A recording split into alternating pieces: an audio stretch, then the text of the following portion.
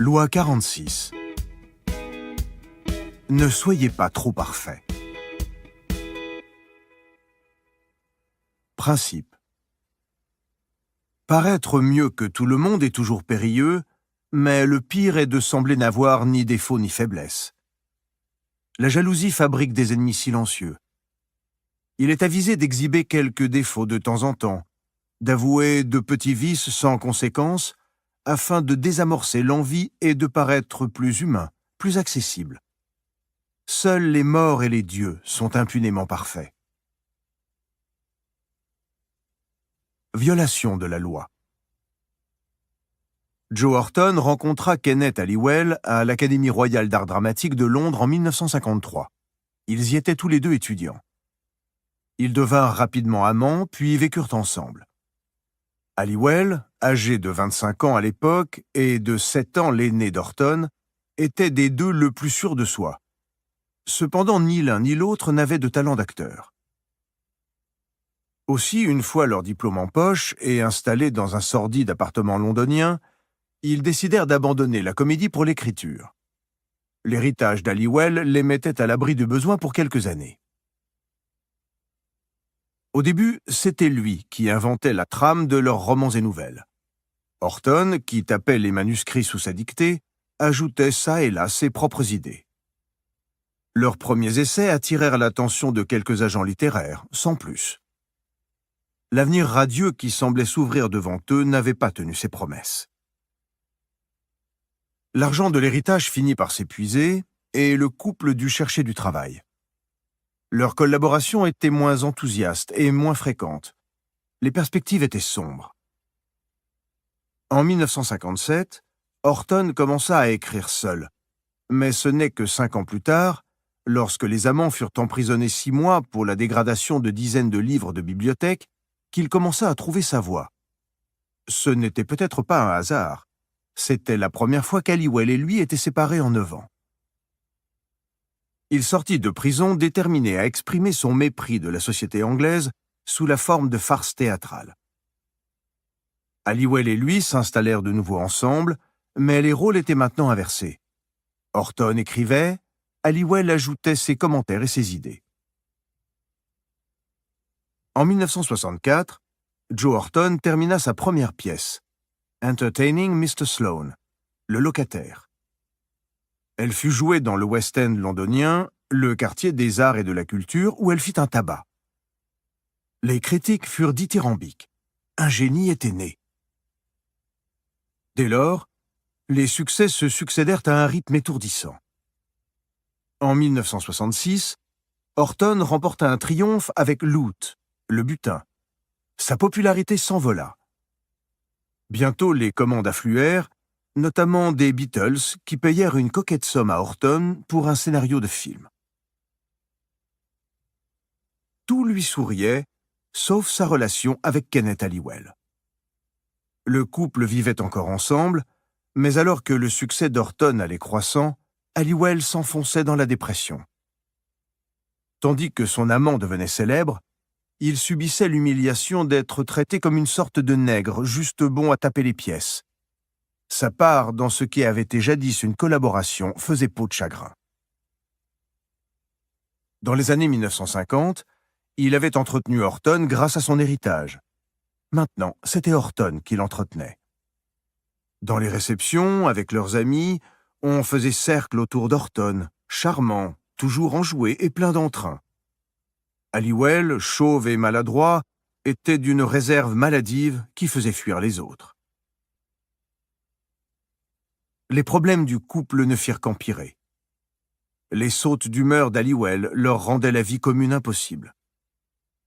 Horton clamait qu'il voulait le quitter et eut de nombreuses aventures, mais il finissait toujours par revenir à son vieil ami et amant. Il essaya d'aider Halliwell à se lancer dans une carrière d'artiste, allant même jusqu'à lui trouver une galerie où exposer, mais l'exposition fut un four et ne fit qu'accroître le sentiment d'infériorité d'Halliwell. En mai 1967, les deux amis prirent de courtes vacances à Tanger, au Maroc. Horton écrit dans son journal « Nous étions là à nous dire combien nous étions heureux. Certainement, cela ne durerait pas. Nous aurions à le payer. Ou bien nous serions terrassés par un désastre, parce que nous étions peut-être trop heureux. Être jeune, beau, en bonne santé, célèbre, relativement riche et heureux est certainement contre nature. En apparence, Halliwell était aussi heureux qu'Horton. Mais intérieurement, il rongeait son frein. 2 mois plus tard, le matin du 10 août 1967, quelques jours après avoir aidé Horton à mettre la touche finale à la farce What the Butler Saw, la camisole, certainement son chef-d'œuvre, Kenneth Halliwell tua Joe Horton à coups de marteau. Il se donna ensuite la mort en avalant 20 comprimés de somnifères, laissant un message qui disait « Tout est expliqué dans le journal d'Horton ». Interprétation.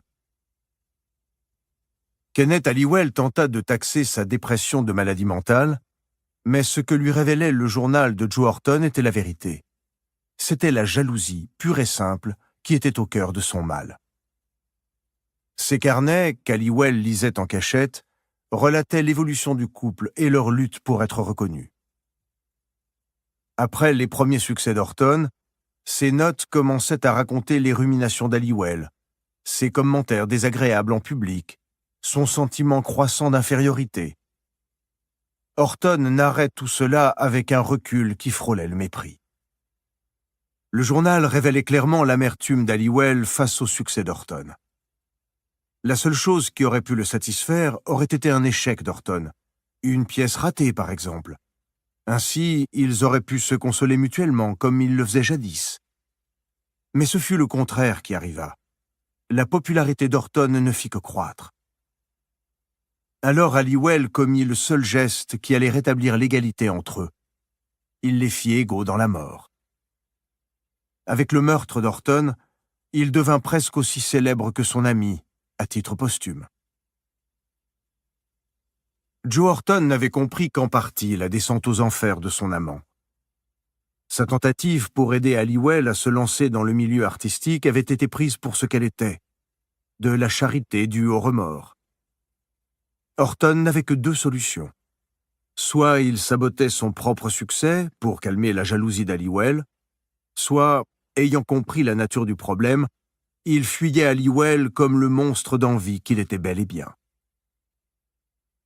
Une fois que la jalousie a commencé à ronger quelqu'un, tout l'alimente.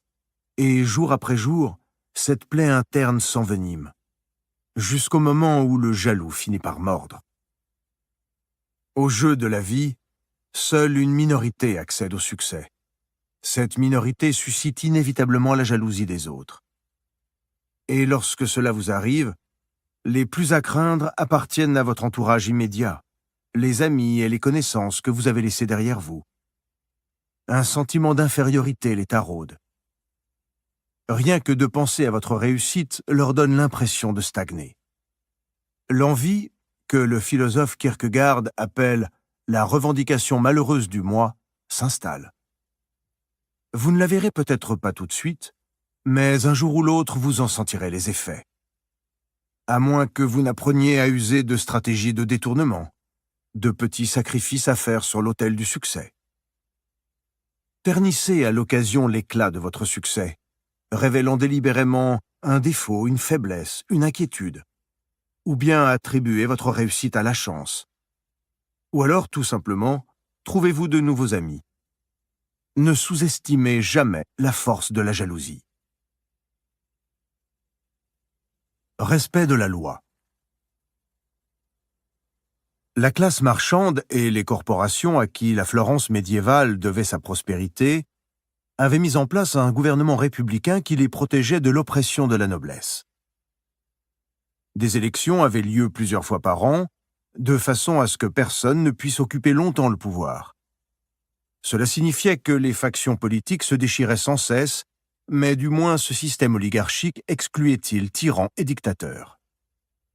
Les Médicis vécurent plusieurs siècles sous ce régime sans se faire beaucoup remarquer. Ils avaient des origines modestes d'apothicaires, c'étaient donc des citoyens normaux appartenant à la classe moyenne. Cela dura jusqu'en 1397, lorsque Jean de Médicis se fit une modeste fortune en qualité de banquier. La maison de Médicis émergea alors comme un pouvoir avec lequel il fallait compter.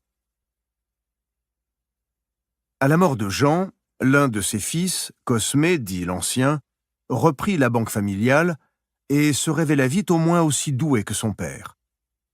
Les affaires étaient florissantes. Les Médicis devinrent une des familles de banquiers les plus influentes d'Europe. Mais ils avaient des rivaux à Florence.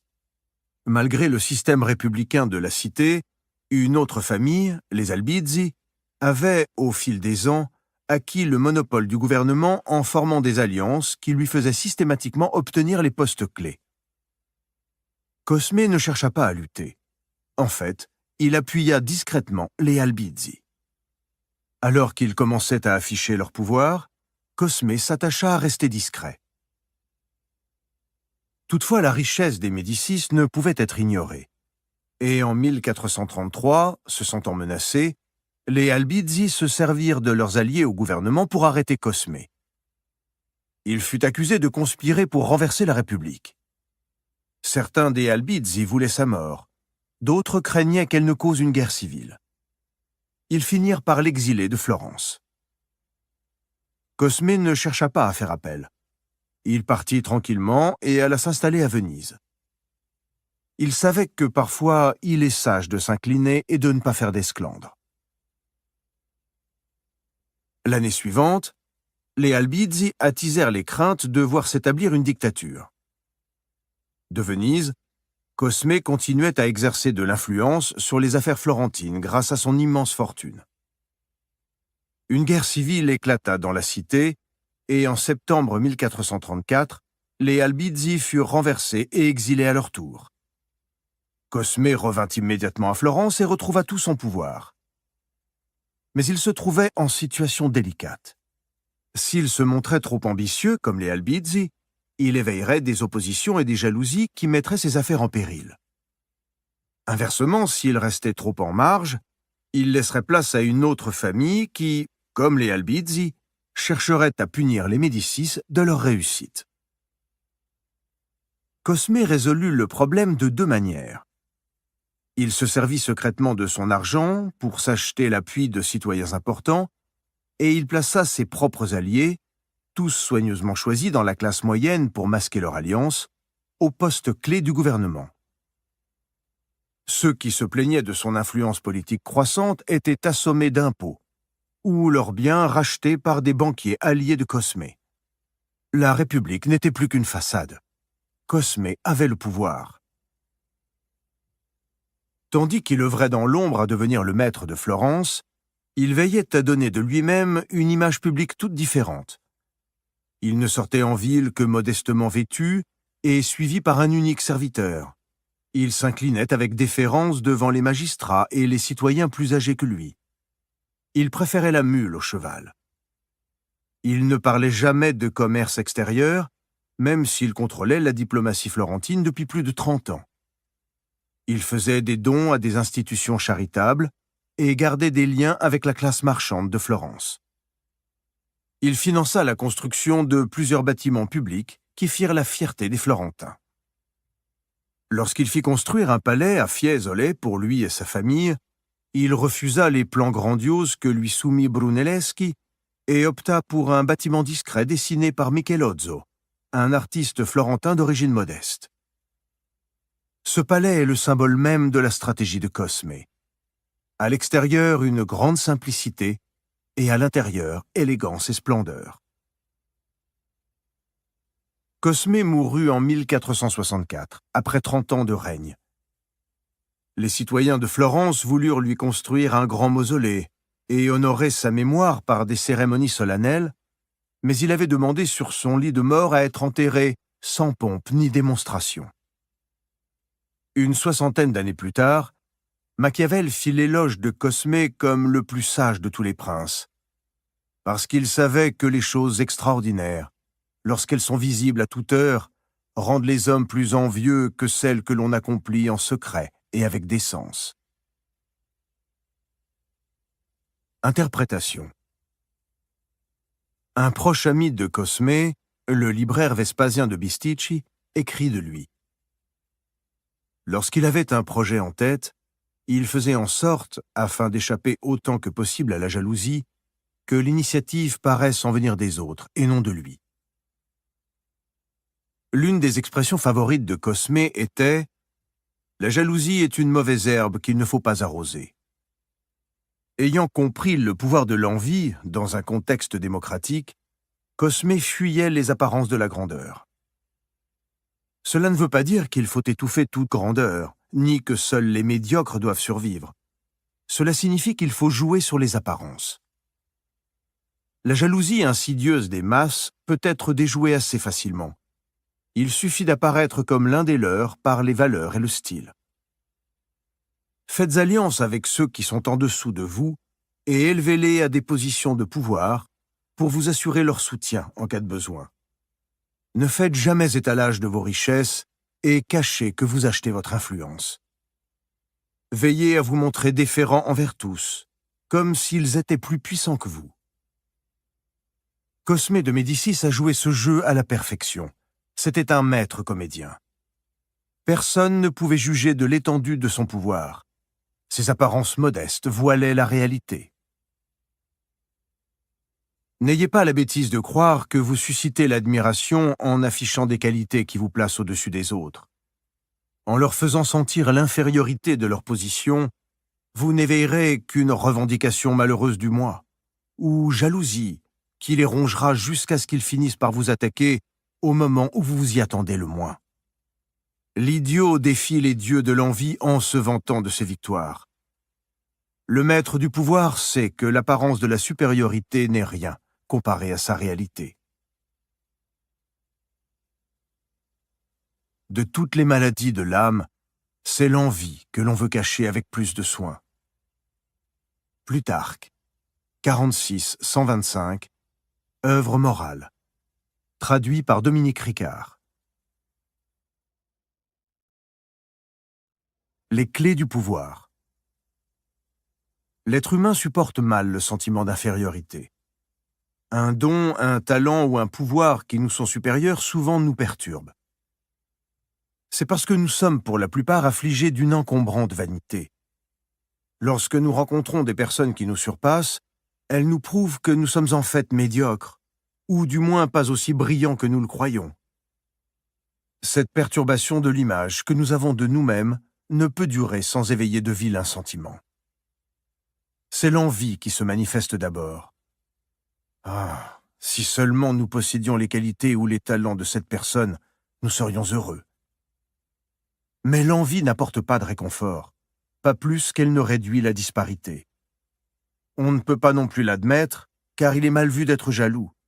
D'ailleurs, cela reviendrait à admettre que l'on se sent inférieur. À des amis proches, on confie parfois ses désirs secrets non réalisés, mais jamais sa jalousie. Tout reste donc caché. On déguise son envie de toutes sortes de façons, par exemple sous des critiques. Il est peut-être plus intelligent que moi, mais il n'a ni morale ni conscience. Il a beau être puissant, c'est une vraie canaille. Ou bien, à l'inverse, on se répand en louanges excessives, autre manière de dissimuler sa jalousie. Il existe plusieurs stratagèmes pour gérer ce sentiment insidieux et destructeur qu'est la jalousie. D'abord, acceptez le fait qu'il y aura toujours des personnes pour vous surpasser d'une manière ou d'une autre. Acceptez aussi le fait que vous les enviez. Mais faites de ce sentiment un moteur qui vous amène un jour à les égaler, voire à les surpasser. La jalousie vous empoisonne l'âme lorsque vous vous abandonnez à son pouvoir. Lorsque vous la domptez, elle vous hisse au sommet. Ensuite, il vous faut comprendre que plus vous aurez de pouvoir, plus ceux que vous dominerez seront jaloux de vous. Peut-être ne le laisseront-ils pas paraître, mais c'est inévitable. Ne soyez pas naïfs au point de vous laisser prendre. Apprenez à lire entre les lignes de leurs critiques, de leurs petites remarques acerbes, de leurs louanges excessives, signes avant-coureurs des coups de poignard dans le dos qui vous mèneront à la chute. Le danger de la jalousie, c'est que l'on ne sait pas la reconnaître avant qu'il ne soit trop tard. Enfin, attendez-vous à ce que ceux qui vous envient œuvrent insidieusement contre vous. Ils mettront en travers de votre chemin des obstacles que vous n'aviez pas prévus, ou dont vous vous demanderez d'où ils viennent. Il est difficile de se défendre contre ce type d'attaque. Le temps que l'on réalise que la jalousie est à l'œuvre, il est souvent trop tard. Les excuses, une fausse humilité, des réactions de défense ne feront qu'exacerber le problème. Mieux vaut éviter de susciter la jalousie que d'avoir à s'en débarrasser, c'est plus simple. Mieux vaut prévenir que guérir. Ce sont souvent vos propres actions qui l'ont éveillé, votre négligence. En prenant conscience de ce qui suscite l'envie, on peut agir avant qu'elle ne devienne destructrice. D'après Kierkegaard, il existe certains types de gens qui ont le don de déclencher la jalousie des autres, et qui sont en cela aussi coupables que les jaloux eux-mêmes. Nous en connaissons tous. Dès que quelque chose de bien leur arrive, que ce soit par hasard ou le fruit de leurs efforts, ils ne peuvent s'empêcher de plastronner. En fait, ils prennent un malin plaisir à faire sentir leur infériorité aux autres. Pour cela, rien à faire. Toutefois, d'autres le font de façon subtile et inconsciente, et ne sont qu'en partie à blâmer. C'est souvent le cas, par exemple, de personnes de grand talent. Sir Walter Raleigh fut l'un des hommes les plus talentueux de la cour d'Élisabeth Ier d'Angleterre. Il avait de solides connaissances scientifiques, écrivait des poésies comptées encore aujourd'hui parmi les plus belles de son époque. C'était un meneur d'hommes exceptionnel, un entrepreneur dynamique, un grand officier de marine. En plus de tout cela, c'était un bel homme et un courtisan si brillant qu'il devint l'un des favoris de la reine. Pourtant, où qu'il allât, on se mettait en travers de sa route. Il fut honteusement disgracié, jeté en prison et finalement décapité. Raleigh ne comprenait pas cette opposition obstinée des autres courtisans. Il ne voyait pas que non seulement il ne faisait aucun effort pour voiler ses dons et ses qualités, mais qu'il les imposait tous azimuts, exhibant la palette de ses talents dans l'espoir d'impressionner les gens et s'en faire des amis. Hélas, cela ne lui valut que des ennemis. Ceux qui se sentaient inférieurs à lui faisaient tout ce qu'ils pouvaient pour le faire chuter au moindre faux pas, à la plus légère erreur. Il fut exécuté sous couvert de trahison, mais que ne ferait pas la jalousie pour parvenir à ses fins? L'envie suscitée par Walter Raleigh était de la pire espèce.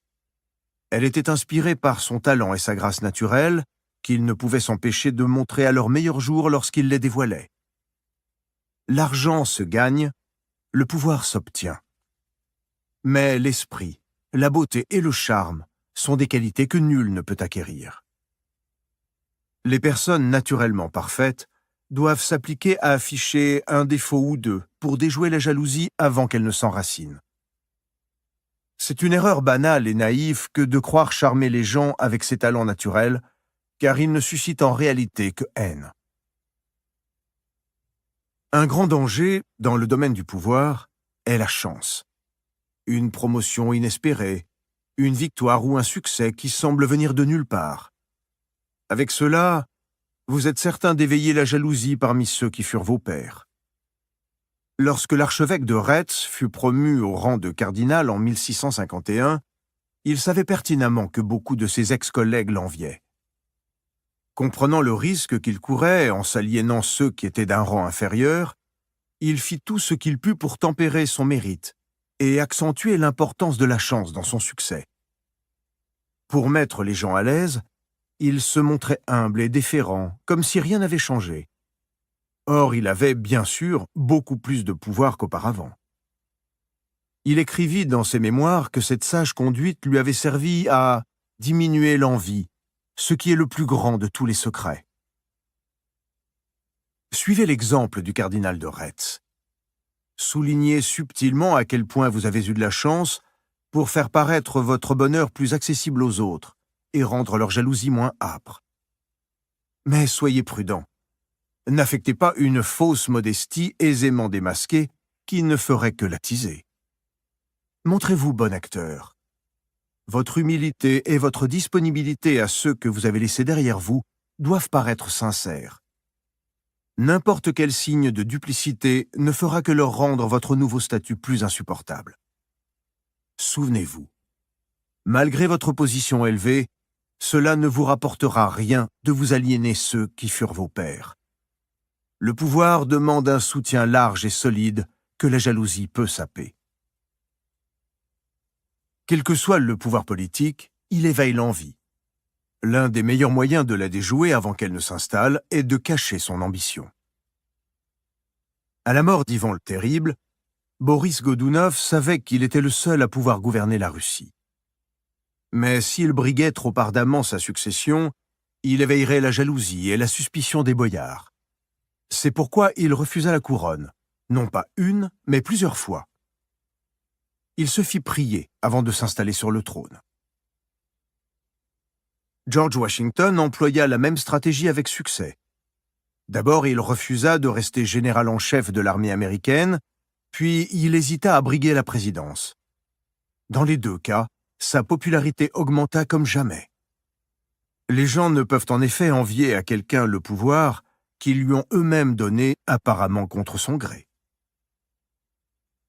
Selon l'écrivain et homme d'État élisabétain Francis Bacon, la tactique la plus sage dont puissent user les puissants est d'attirer une sorte de pitié, comme si leur responsabilité était un fardeau et un sacrifice.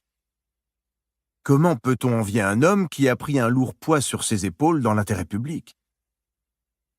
Donnez à votre pouvoir les dehors d'un sacrifice, plutôt que de l'afficher comme un plaisir, vous serez moins enviable. Insistez sur vos difficultés, et vous ferez d'un danger potentiel, la jalousie, une source de soutien moral, la pitié.